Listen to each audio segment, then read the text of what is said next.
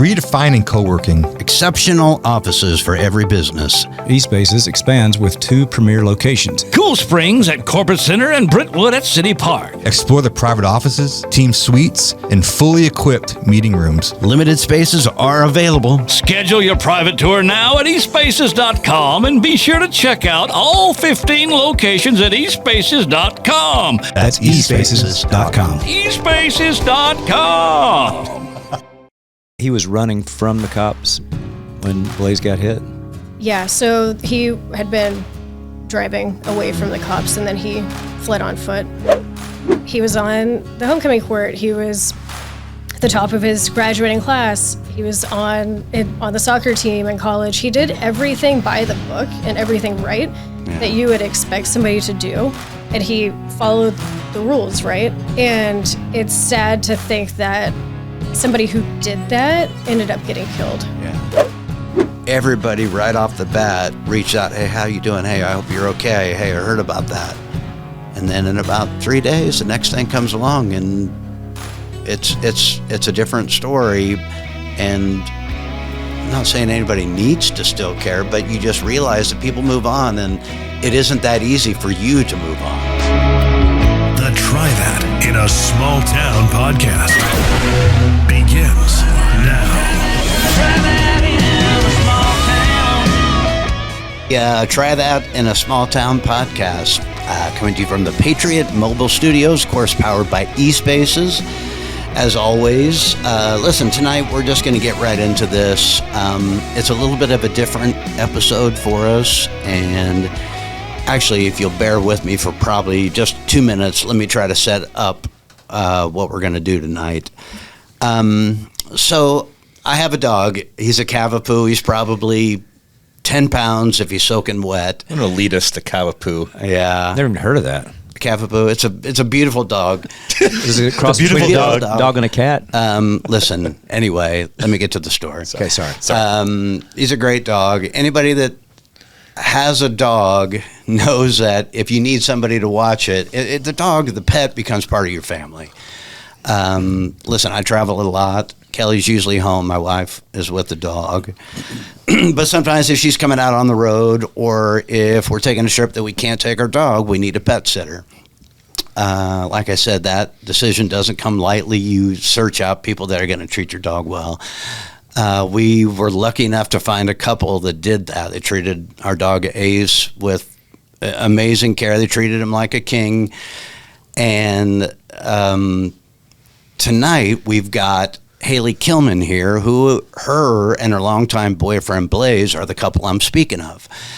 I get a text from Haley last night, actually, and she tells me that Blaise has been killed 2 months ago. He was riding his bike, which he did a lot. I think he did it competitively. We'll let Haley get into some of the specifics about this. But he was hit by a car, and that person drove away. They fled the scene, and she is desperately trying to get information out there to find this guy. And I think it's heart-wrenching and horrifying what she's been through, and she hasn't had a lot of help. And we're just trying to do that for her. So I'd like to introduce Haley Kilman. Haley, thanks for being here tonight. I know this isn't easy, and I know probably there hasn't been a day that's been easy since December 10th. If you don't mind, I don't know where to start. There's no good place to start. But maybe can you tell us what happened that night so we have a little bit more of the details and how you found out, I guess. Yeah, and thank you guys for having me. I didn't expect it to turn into this, so I'm really appreciative of all of this. Yeah. So I was out of town on a work trip, and Blaise let me know that night that he was going to go on a quick bike ride.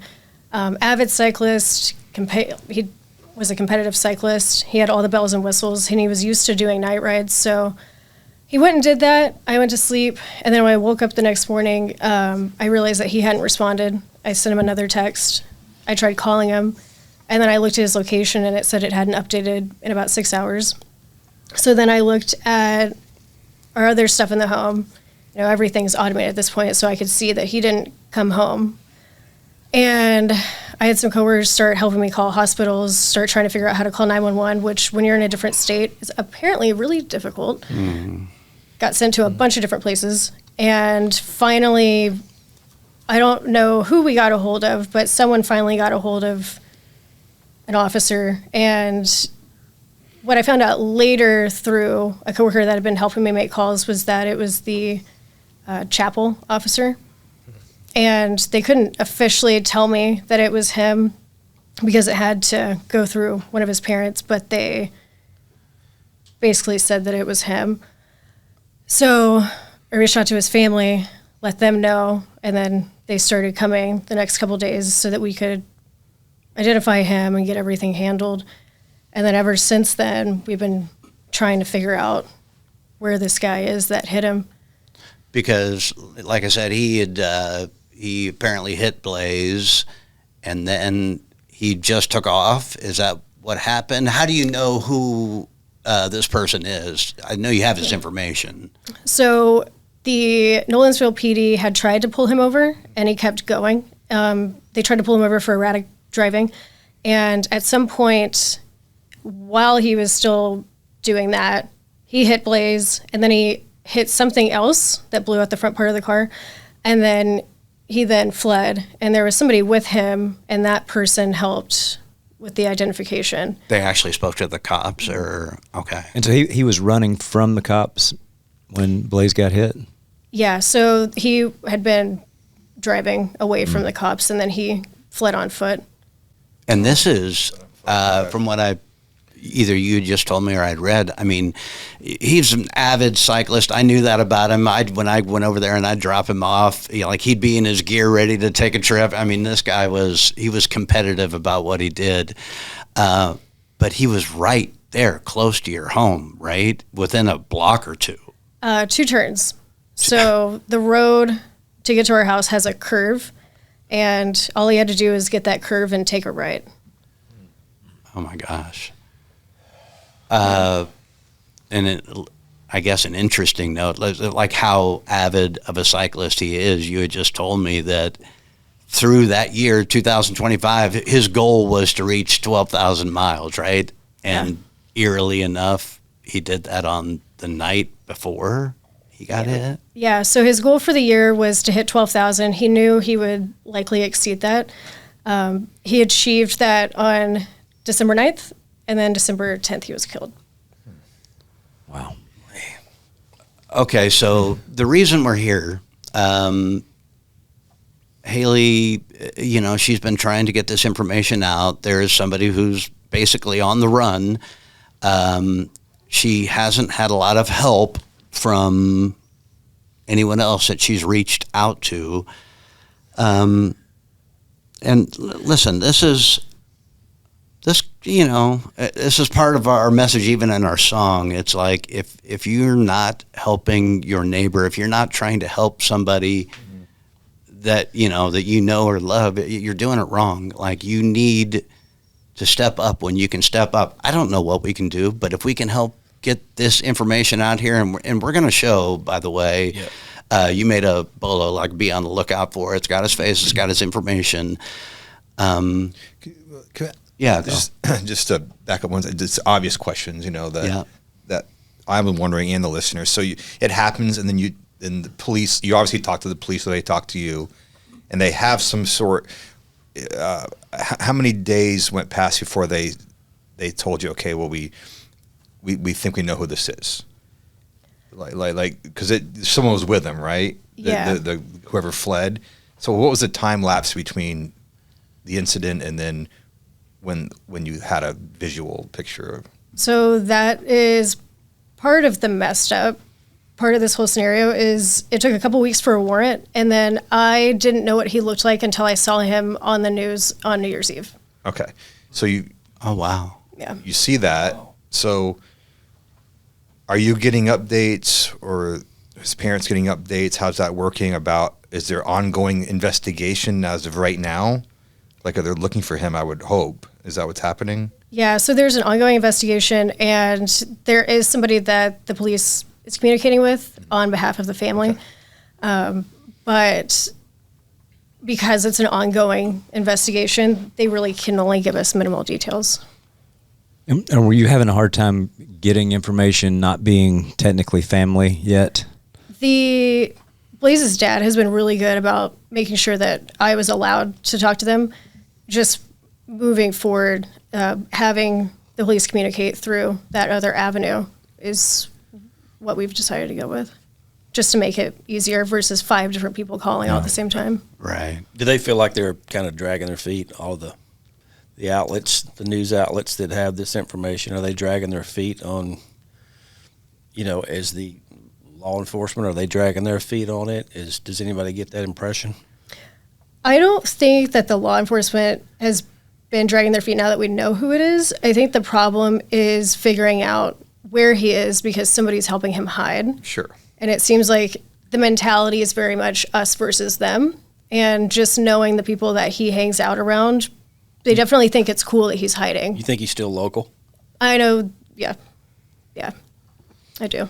Wow. And just to make sure people know, so the police are offering $1,000 for any tip that leads to an arrest. You yourself are putting up money too, right? So the one with the police is a little different. I think it's $1,000 for like a good tip. I'd have to reread it. Okay. Like a solid lead. Yeah. And I'm personally offering $5,000 for the lead that ends up getting him arrested.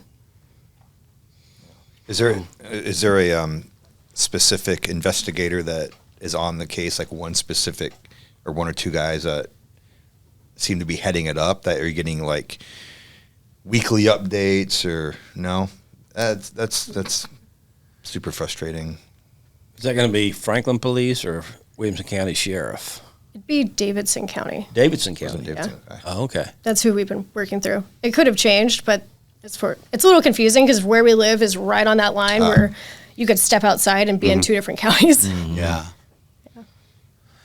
Well, we need to get those kinds off the street if you're going to hit and run. And we'll do whatever we can to help. I know I will. I can ask around. I've got some friends in law enforcement. Yeah, and I think that's the sad part is people don't seem mad enough about it in terms of what happened. When anything I've read online, when people are commenting, they're blaming the victim and saying that he shouldn't have been riding. But I went and looked at the scene the very next night as soon as I could get home. I landed and then immediately went to it, and I could see the tire tracks and pieces of his bike were still there. Oh. And somebody could have been walking on that sidewalk and they would have been hit. So I think that the general public looks at it as, oh, cyclists are a nuisance. They shouldn't be on the road. But the real problem is, why are we allowing this person who has already shown that they have a disregard for human life to continue to be out there? Well, if it was a true accident, an accident of where someone actually was a true accident where they didn't see him, they would have stopped. Mm. You know what I mean? Like you stop and you're in shock and you're feeling remorse. You know what I mean? And then you deal with it from there. If for say like if they didn't see him or it was dark or a weird whatever happened. You know what I mean? That's just basic regard. It just sounds like I'm just going to take off and Well, yeah, and he was already on the run. Yeah. So if he wasn't, he could have, and it was an accident because probably Blaise was wearing the right clothing to be noticed, reflective, and things like that. Being an avid, cyclist like that. So if he wasn't running from the law, then he could have possibly pulled over, put direct pressure somewhere. Who knows? Called 911, and because biking is dangerous. I mean, and you're riding with the flow of traffic, which I've always hated that. I don't bike, but to me, I would rather be going, against traffic so I could see somebody coming at me. It seems like it is a dangerous thing, and you are trusting all the people in the world not to hit you, and then enjoy biking at the same time. It's already really dangerous, much less having somebody running from the law. And we need to get this guy caught. Did we mention that he had a prior offense, right? He had just gotten a DUI for underage drinking in June. So just a few months before. Yeah. And then December, so 6 months later, he's either that stupid or whatever to be out there doing it again. Well, some people just don't. Some people they just don't respect. He may have gotten that and then been like, well, whatever, I don't care. A lot. Right. Some people just don't have that chip in their brain where they learn. Yeah. You know what I mean? Just a terrible. Anything we can do to any tips we can help get. What's his name? To get this guy. Allen Samir Bautista Milla. What's the first name? Allen. But I think he might be going by Samir. Samir. Okay, and as you're saying that, we'll obviously put the visual up for people to see. If you're listening, we'll reiterate that information as well. Because if you're watching, we'll have his face, because we do have his face, right? Yeah, we'll have that up there, and we'll have his information. And like you said, anything that we can do, and hopefully this is, and by the way, we know that a lot of our listeners are out of state and listen from all over.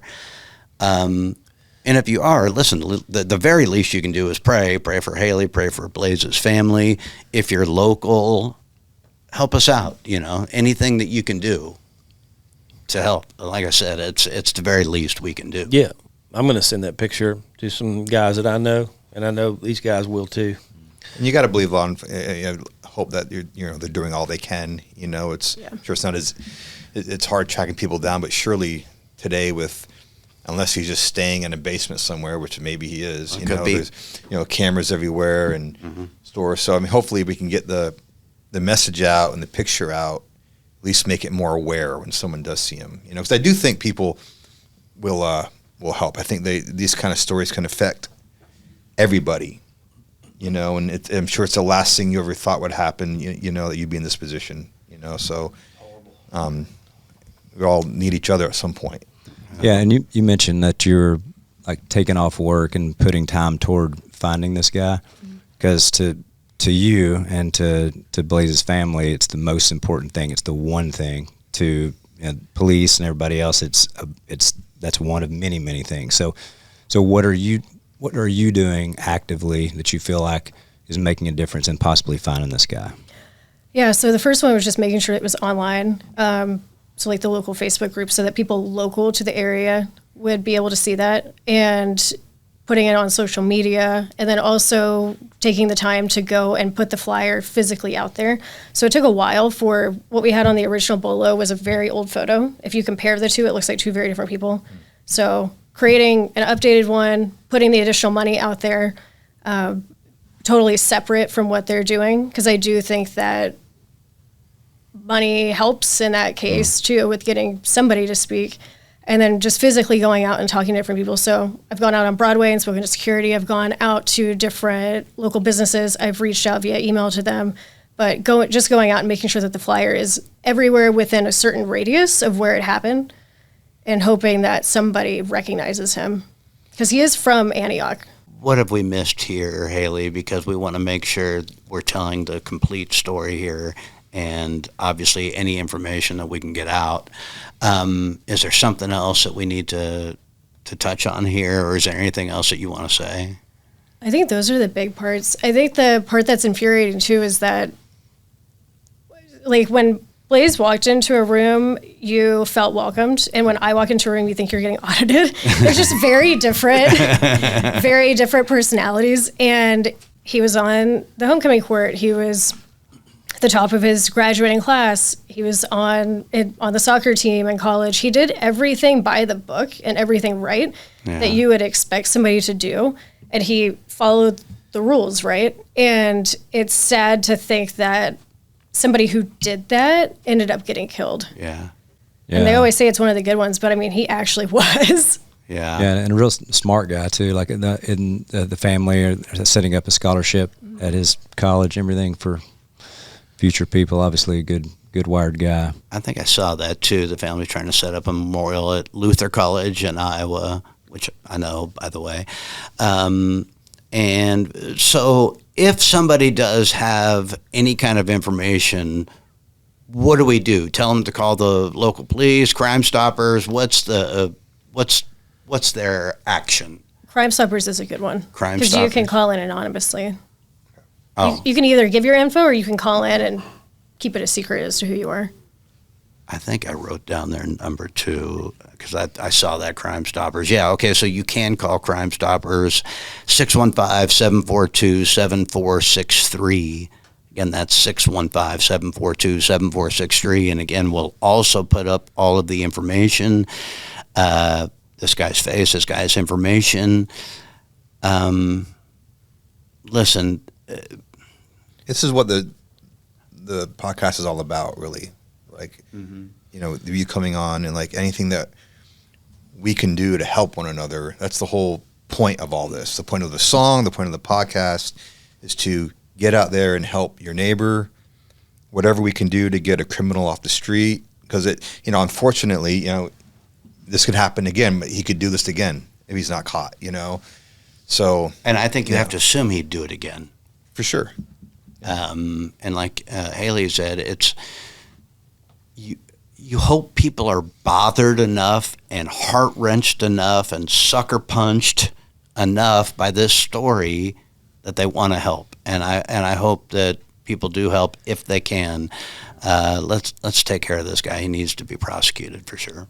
Haley, can I ask you, so do you have I think knowing you the last few minutes, I probably already know the answer, but is there a time frame in your mind where what if they don't find him? Like, are you, just hell-bent on saying, I'm going to continue to look for this guy until he is found, no matter how long it takes? Yeah, I mean, it would be more ideal to have it sooner rather than later. Because I think the longer it goes on, the less of a priority it is, right? Like you said, Nashville, bad things happen all the time. I mean, there was a few hit and runs a few days after Blaise, and it just keeps going. Yeah. So ideally sooner rather than later, but I would like to think that nobody would give up. Yeah. Yeah. Well, we'll pray they won't. That's right. And I know you won't. From what I do know of Haley, I know that she won't.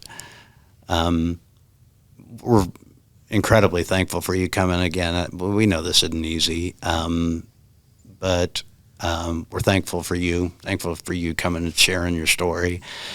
Again, we're going to put up all the information for people to help out if they can, and just the awareness to it. And let's try to get the story out there. Yeah. Let's repost and post that picture, and the more people that see it, someone's gonna see him. That's the bottom line. And if do all we can to get it out there. Yeah.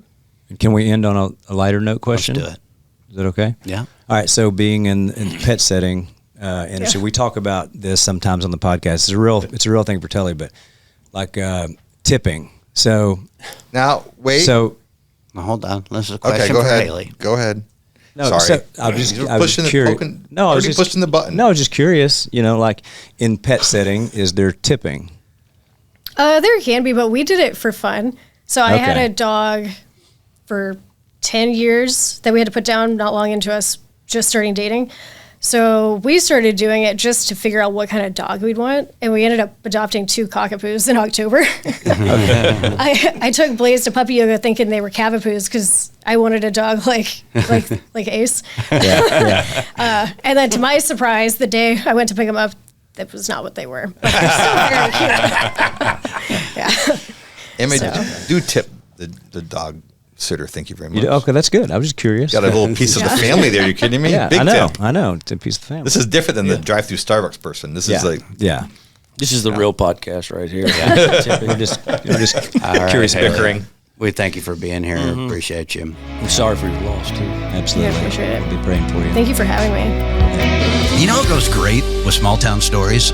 Original Glory, America's beer right here. I've been drinking this every songwriting session today. Man, that clean, crisp taste reminds me of summer nights on the back porch after a fresh mowed lawn. And they're just not making great beer. They're investing in America's small towns. Well, it's just like us. They believe in bringing communities together. Not only do they invest in communities, but a portion of each sale goes to the veterans and the first responders and all the heroes that protect us. For a limited time, you can become a member of the OG fam and invest in this beer at wefunder.com/original brands. Join our Original Glory family and help ignite that Original Glory spirit. My name is Glenn Story. I'm the founder and CEO of Patriot Mobile. And then we have 4 principles. First Amendment, Second Amendment, right to life, military and first responders. If you have a place to go put your money, you always want to put it with somebody that's like-minded. Of course. I think that's the beauty of Patriot Mobile. We're a conservative alternative. Don't get fooled by other providers pretending to share your values or have the same coverage. Go to patriotmobile.com/smalltown to get a free month of service when you use the offer code SMALLTOWN or call 972-PATRIOT. It's an absolutely gorgeous day. Just wanted to say that I love you and I look forward to doing all the fall things with you because I'm so extra. All right, guys, we're back. This is the Try That in a Small Town podcast. Of course, Patriot Mobile Studios, coming to you from, powered by eSpaces, I should say. We appreciate everybody watching and listening. And I guess before I say that, if you are listening, maybe watch this episode. Go to YouTube and do that, because we are going to put up some visuals that you're going to want to see. We're going to put up this guy's face. We're also going to put up some pictures of Blaise and some other things. So if you get the chance, go ahead and watch that. But it's hard to even talk about this episode. You know, we're trying to wrap up this episode. What we'll tell you is that after the camera stopped, we started talking to her for another 30 minutes, and just some of the information is beyond heartbreaking.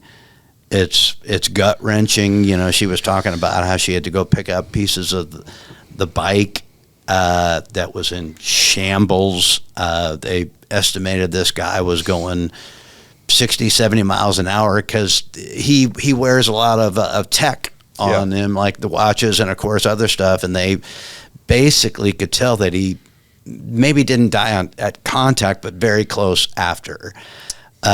This guy, we did say he was running from the police, but he was going at a really high speed when he hit Blaise. And even just that part, it's hard to take in. You can't empathize with somebody because we haven't been through that. We can only sympathize to her situation, and it's hard to even talk about. What did you guys take from it? Yeah. Go ahead. No, go ahead. No, I'm just. It's so frustrating. It's just really frustrating because you feel like you should be able to get them. You know, it just like she was right. She mentioned that the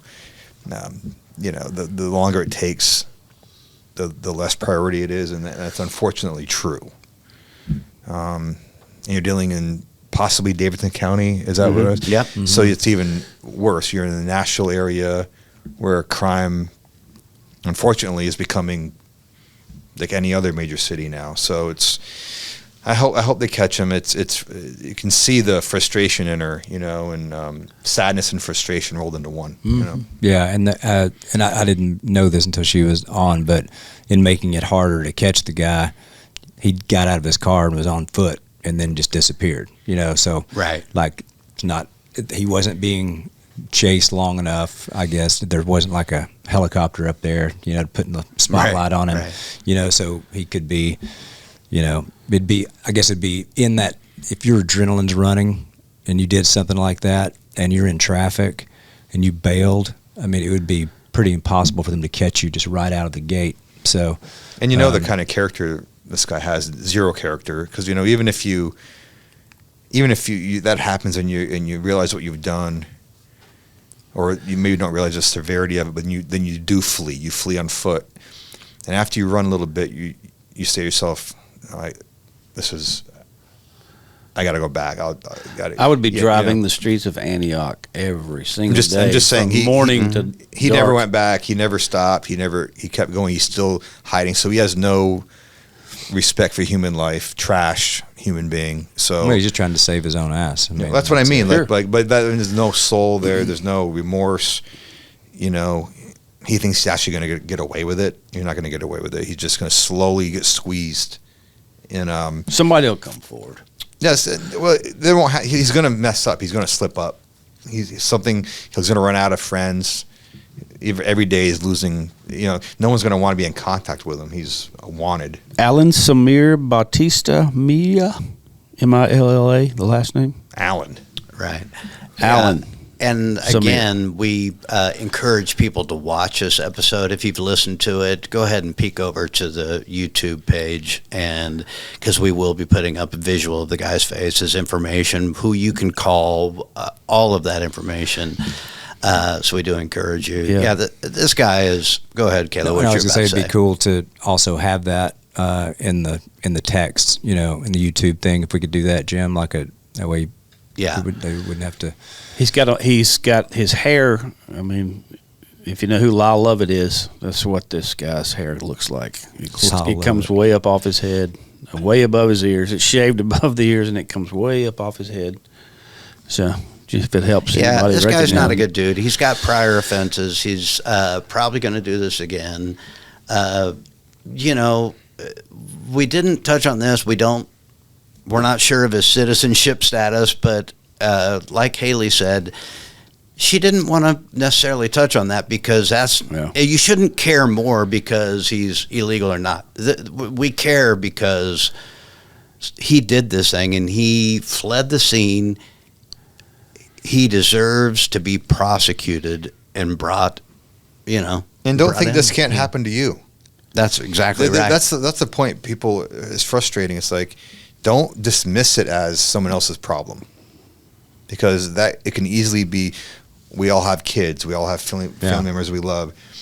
And that's what she was saying. She's like, I don't want this to happen to somebody else. This feels like shit. Yeah, I guarantee. I don't want this to happen. I guarantee to somebody you, when else. he took off on his bike, that was not in his thought. Or I mean, there's something that happens to other people.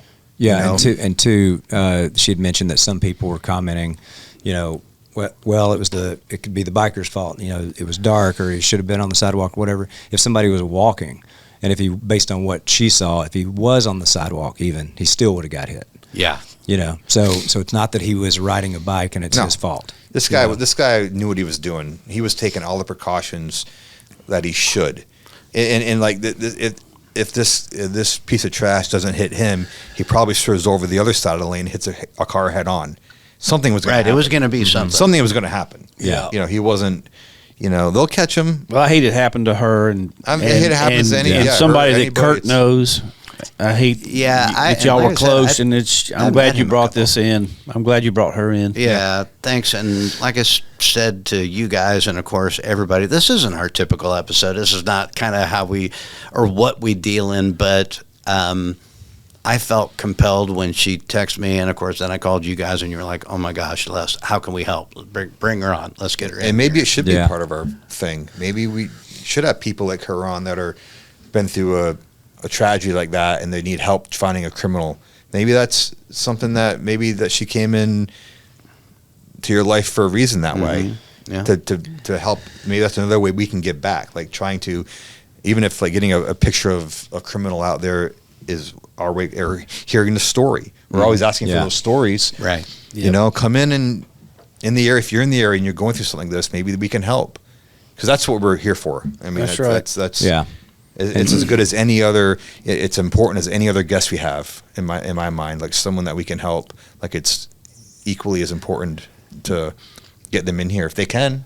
I agree. Absolutely. And it's like you say, that's what our song is about. Our Aldine song is about, is just helping people. And for her, she's reaching out to anybody and everybody that can help her get some closure about Blaise, a guy she was obviously crazy in love with, and now just heartbroken and so sad, and just wants some closure, which anybody would. And the fact that she could reach out to you, and instead of and this is a shout out to Kurt, instead of just texting back, say, "Oh, I hate to hear that," praying hands, that's a lot of times what would happen, but you reached out and said, "Hey, I've got this friend. She reached out to me. It's a tragic thing," and all of a sudden, bring her on. So anyway, I think to me, sometimes the podcast is fun, but it also can be a ministry in helping people and loving people. So like Neil said, thank you very much. Yeah, well said on that.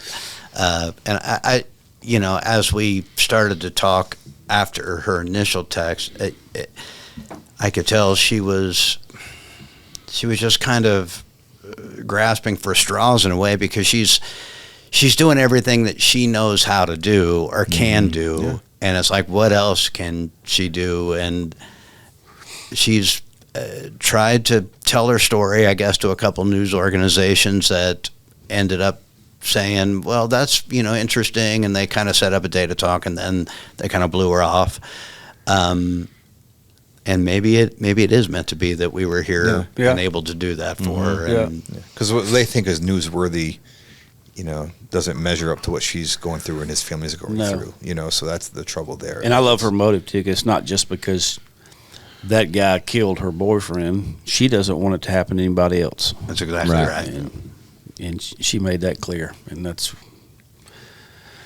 Yeah. what she's been through. And to say that, I'd be pissed as well. Yeah. He's obviously somebody who needs to be off of streets, regardless of, like you said, citizenship, whatever. Yeah. You run over people, you shouldn't be out there. No. You shouldn't. Yeah, it takes a lot of courage. I was thinking, and you kind of asked the question, does she compartmentalize it? Because I'm sure like you guys, it's like, okay, but how is she processing this? How is she able to tell the story? How is she able to talk to us tonight? And, every once in a while she'd say something and I guess try to make a joke and laugh. And I'm just thinking to myself, that's probably killing her right now. It's like, oh, I'm laughing right now. And she came across to me that she's on a mission. Yeah. Now. Yeah, because the shock part only lasts for a little bit. Yeah. So now she's... Tully said something that I thought was spot on. Everybody's been through some kind of tragedies, and Tully and I have been in a very unique one. And what you learn is that everybody right off the bat reached out, hey, how you doing? Hey, I hope you're okay. Hey, I heard about that. And then in about 3 days, the next thing comes along, and it's a different story. And I'm not saying anybody needs to still care, but you just realize that people move on, and it isn't that easy for you to move on. Right. And thinking about her, like Tully said, she's got this horrific tragedy that happened. I'm sure people have reached out, and now they're going about their lives, and they kind of forget that she lost this person. Mm-hmm. It's a sad truth. Yep. Yeah. And for his family. Oh. Well, we'll do what we can. Yep. Yeah. I don't know how we pivot or get to a different thing on this thing, but should we go anywhere with this? How should we wrap this thing up? Anybody got some ideas? I just think it's wrapped up. I think we do everything we can to get this picture out there, reach out to everyone we know to try to. You can't make anyone do anything. You can't make people help us or help her, but we can do everything we can do, and that's all we ask. And we know some people. I know some guys who are retired that were that have special abilities with a computer. I think we use this episode to do all we can to get this message out. Yeah, absolutely. Well, listen, like we said as we started this thing, it's different, and it's a little different for us, but it might be one of the more important ones we've done. And as we'll continue to say, if you're not helping out your neighbor, you're kind of missing the whole point of everything. It could be something super small, but it means something incredibly big to them. Never forget that. It doesn't matter what the scenario is. Look out for your people. Look out for your friends. Look out for your neighbors. Anybody else want to end on anything? Well said. Well said. Okay, guys. We'll see you guys, of course, next week. We want to thank everybody. If you do have comments, still leave them. Listen, we want to have dialogue about all kinds of things, and feel free to leave us any comments or anything else that might help us get some more information out there. So if you're downloading on Spotify, that's great. If you're watching on YouTube, make sure you comment there. As always, we want to thank the people that help us with this podcast. We got Peacemaker Coffee. We've got Original Glory Beer. Of course, Patriot Mobile and eSpaces. We're very thankful for all of them. We're thankful for Haley Kilman coming on today talking about Blaise Schaeffer. Appreciate you guys. This has been the Try That in a Small Town podcast. Make sure to follow along, subscribe, share, rate the show, and check out our merch at trythatinasmalltown.com.